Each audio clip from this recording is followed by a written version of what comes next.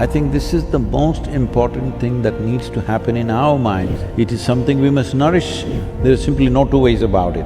It is our source, it is the life there which makes us the way we are.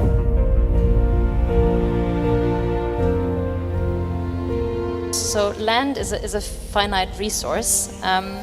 It's subject to increasing pressure around the world, and we've talked about it, urbanization, infrastructure development, but also increased food, feed, fiber production, fuel production.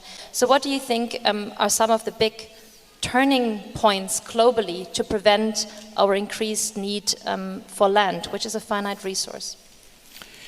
I think the most important thing is that in our consciousness, instead of referring to soil and land as resource, we must refer to it as our source. This is very, very important.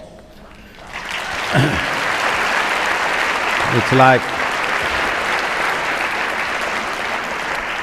all of us were fed on our mother's breast.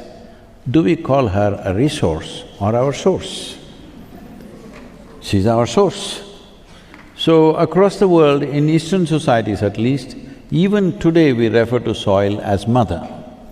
Because the word mother does not mean biological, word mother means our source. We say a mothership, a motherboard, even in electronics, all right? Because when something is the source, you refer to that as a mother. I think this is the most important thing that needs to happen in our minds, in our consciousness, that it is our source, it is not our resource. It is not something to exploit, it is something we must nourish, because the health of the soil will determine the health of life on this planet. There is simply no two ways about it. So referring to it as resource itself has caused this, because see, this may look like very, up in the air kind of stuff, but I'm saying the way human beings think is the way they act, isn't it?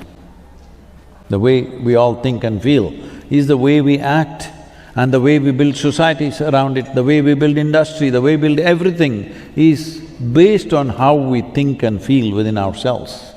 So how we think and feel has to change, that soil is not an inert material for us to use as a resource. It is our source, it is the life there which makes us the way we are. Today all of you know that, nearly 60% of your body itself is microbial life, only 40% is your parental genetics. I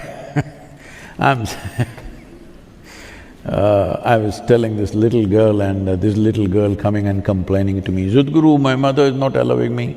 I want to do save soil, my mother is not allowing me." I said, just tell her she's only 20%.